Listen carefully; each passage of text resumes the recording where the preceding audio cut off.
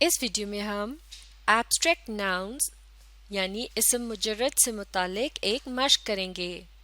جیسا کہ ہم اس سے پہلے سیکھ چکے ہیں، ایبسٹریکٹ ناؤنز کوالٹی یعنی صفت، ایکشن یعنی عمل اور اسٹیٹ یعنی حالت کے متعلق بتاتے ہیں. ان کی کوئی ٹھوس شکل نہیں ہوتی، اس لیے انہیں چھو کر محسوس نہیں کیا جا سکتا، بلکہ ہم ان کا صرف تصور کر سکتے ہیں یا پھر ان کے بارے میں سوچ سکتے ہیں. تو چلیے اب مل کر پڑھتے ہیں اور دیکھتے ہیں کہ اس مشق میں ہمیں کیا کرنا ہے. آپ بھی پڑھیے. Form abstract nouns from the following adjectives and verbs, یعنی نیچے دیے گئے اسم صفت اور اسم فعل کی مدد سے اسم مجرد بنائیے. تو ہم نے دیے گئے ایڈجیکٹیوز اور وربس کو ایبسٹریکٹ ناؤنز میں تبدیل کرنا ہے. اب آگے پڑھتے ہیں. Use these nouns in sentences of your own, یعنی ان ناؤنز کو جملوں میں استعمال کیجیے. سینٹینسز آف یور اون کا مطلب ہوا کہ آپ نے خود سے یا پھر اپنے دل سے ان الفاظ کے متعلق جملے بنانے کی کوشش کرنی ہے. تو چلیے شروع کرتے ہیں. سب سے پہلا لفظ کیا ہے؟ courageous یعنی بہادر. اور یہ لفظ کسی شخص کے متعلق استعمال ہو سکتا ہے. اور یہ کیا ہے؟ یہ ایک قسم کی صفت ہے، لیکن اس لفظ کی فارم ایڈجیکٹو کی ہے. ایڈجیکٹو ناؤن کو ڈسکرائب کرتا ہے یا اس کے متعلق بتاتا ہے. جیسے کہ اگر ہم کہیں courageous boy، تو بوائے کے متعلق بتایا جا رہا ہے کہ وہ کس قسم کا ہے، وہ ہے courageous. تو اب ہم نے ایڈجیکٹو سے اس کو ایبسٹریکٹ ناؤن کی فارم میں لے کر آنا ہے.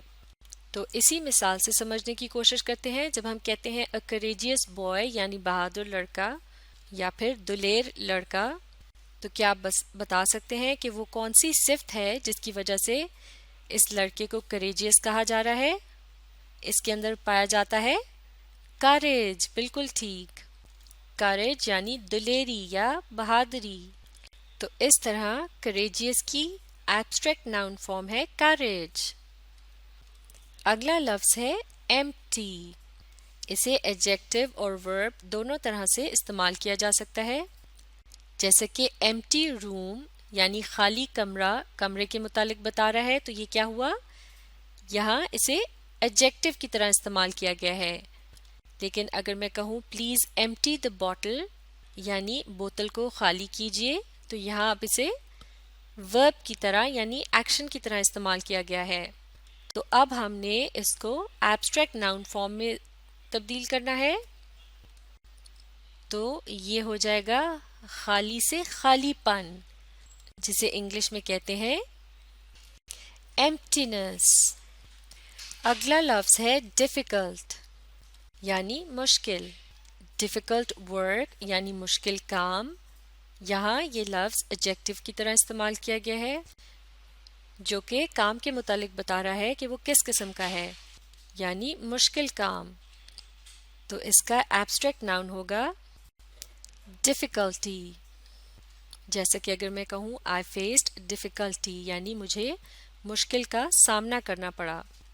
اگلا لفظ ہے generous یعنی مہربان. یہ لفظ بھی courageous کی طرح ایک ایڈجیکٹو کے طور پر استعمال کیا جاتا ہے کسی کی صفت کے متعلق بتانے کے لیے. جیسے کہ a generous man یعنی ایک مہربان آدمی. تو اس کا ایبسٹریکٹ ناؤن ہوگا generosity یعنی مہربانی. اگلا لفظ ہے resolute. یہ بھی ایڈجیکٹو کے طور پر استعمال کیا جاتا ہے. جیسا کہ resolute leadership یعنی ایسی قیادت جس میں فیصلہ کرنے کی صلاحیت ہو، کیونکہ resolute کا مطلب ہے فیصلہ کن یعنی فیصلہ کرنے کی صلاحیت رکھنا. تو اس کا ایبسٹریکٹ ناؤن ہوگا resolution یعنی قرارداد، یعنی جب کوئی فیصلہ کیا جاتا ہے تو اسے resolution کہتے ہیں. اگلا لفظ ہے suffer. یہ لفظ ورب کی طرح سے بھی استعمال ہوتا ہے، جیسے کہ to suffer difficulties یعنی مشکلات کا سامنا کرنا. اور اس کا ایبسٹریکٹ ناؤن ہوتا ہے suffering. یعنی شدید مشکل. تو اب ہم ان الفاظ کو جملوں میں استعمال کریں گے. سینٹینسز یعنی جملے. چلیے مل کر پڑھتے ہیں. سب سے پہلا جملہ ہے کریج کے متعلق. آئیے اسے مل کر پڑھتے ہیں. He had the courage to step forward and take chances and the ability to persuade others to follow. یہاں courage کا مطلب ہوگا ہمت. یعنی اس جملے میں یہ کہا جا رہا ہے اس میں آگے بڑھ کر مواقع کو حاصل کرنے کی ہمت تھی اور دوسروں کو اپنے پیچھے چلنے کے لیے قائل کرنے کی صلاحیت تھی. پرسویٹ کا مطلب ہوتا ہے کسی کو قائل کرنا، یعنی اس کو اس طرح سے متاثر کرنا کہ وہ آپ کی بات مان جائے. اور ابیلٹی ہوتا ہے صلاحیت، اور اس کے لیے چاہیے ہوتی ہے کریج یعنی ہمت. تو اس جملے میں کریج کے لفظ کا استعمال ایک ایبسٹریکٹ ناؤن کی طرح سے کیا گیا ہے. اگلا لفظ ہے ایمپٹینس. اس کے دو مطلب ہوتے ہیں. پہلا مطلب ہے خلا اور دوسرا مطلب ہے خالی پن. تو پہلے جملے میں خلا کے متعلق بتایا گیا ہے. مل کر اس جملے کو پڑھتے ہیں. آپ بھی پڑھیے. He was thankful he couldn't see down as he inched his way around a large boulder with only emptiness below. یعنی اس جملے میں یہ کہا جا رہا ہے کہ جب وہ ایک بڑے سے گول پتھر کے گرد سے ہوتا ہوا آ رہا تھا تو اس نے شکر کیا کہ وہ نیچے نہیں دیکھ سکتا تھا جہاں صرف خلا تھی. تو اس جملے میں ایمپٹینس کے لفظ کو ایک ایبسٹریکٹ ناؤن کی طرح استعمال کیا گیا ہے اور آسمان میں دور تک دیکھی جا سکنے والی جگہ کو خلا کہا جاتا ہے. اب اگلے جملے میں ایمپٹینس کے لفظ کو خالی پن کے مطلب میں استعمال کیا گیا ہے. یعنی ایسی بات جس میں کوئی جان نہ ہو یا جس کا کوئی خاص مطلب نہ ہو. تو مل کر اس جملے کو پڑھتے ہیں. He realizes the emptiness of his statement. یعنی اسے اپنی بات کے خالی پن کا احساس ہو گیا ہے.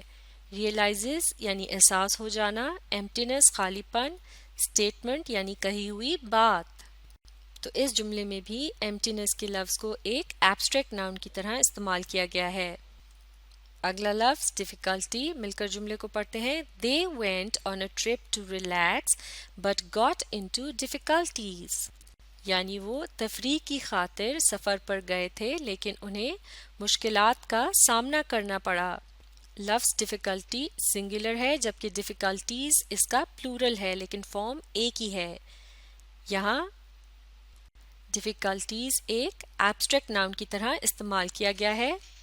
اگلا لفظ ہے جنروسٹی. جملے کو پڑھتے ہیں. I was overwhelmed by the generosity of friends and neighbors. یعنی میں دوستوں اور ہمسایوں کی مہربانی سے بہت زیادہ متاثر ہوا یا متاثر ہوئی. اس جملے میں بھی جنروسٹی کے لفظ کو ایبسٹریکٹ ناؤن کی طرح استعمال کیا گیا ہے. جنروسٹی یعنی مہربانی جسے ہم صرف محسوس کر سکتے ہیں اور اس کی کوئی ٹھوس شکل نہیں ہوتی، اسی لیے اسے ایبسٹریکٹ ناؤن کہتے ہیں. اگلا لفظ ہے ریزولوشن. اب مل کر جملہ پڑھتے ہیں. A peaceful resolution of the dispute can lead to peace and prosperity of the region. Resolution کا مطلب ہے قرارداد یا پھر اسے ہم حل بھی کہہ سکتے ہیں، یعنی مل کر جو فیصلہ کیا جاتا ہے. اور اس جملے کا مطلب ہے مسئلے کا ایک پرامن حل خطے میں امن اور خوشحالی لا سکتا ہے. یا پھر یوں بھی کہہ سکتے ہیں مسئلے کا ایک پرامن حل خطے کو امن اور خوشحالی کی طرف لے جا سکتا ہے. تو اس جملے میں بھی ریزولوشن کے لفظ کا استعمال ایک ایبسٹریکٹ ناؤن کی طرح کیا گیا ہے. اور اب آخری لفظ ہے سفرنگ یعنی شدید مشکل. مل کر جملے کو پڑھتے ہیں. This war has caused widespread human suffering. یعنی اس جنگ نے بڑے پیمانے پر شدید انسانی مشکلات کو جنم دیا ہے. انسانی مشکلات ہیومن سفرنگ، یہاں سفرنگ کا لفظ جو ہے یہ ایک ایبسٹریکٹ ناؤن کی طرح استعمال کیا گیا ہے کیونکہ یہ ایک کیفیت یا اسٹیٹ کا نام ہے جس کی کہ کوئی ٹھوس شکل نہیں ہوتی بلکہ اسے صرف محسوس کیا جا سکتا ہے۔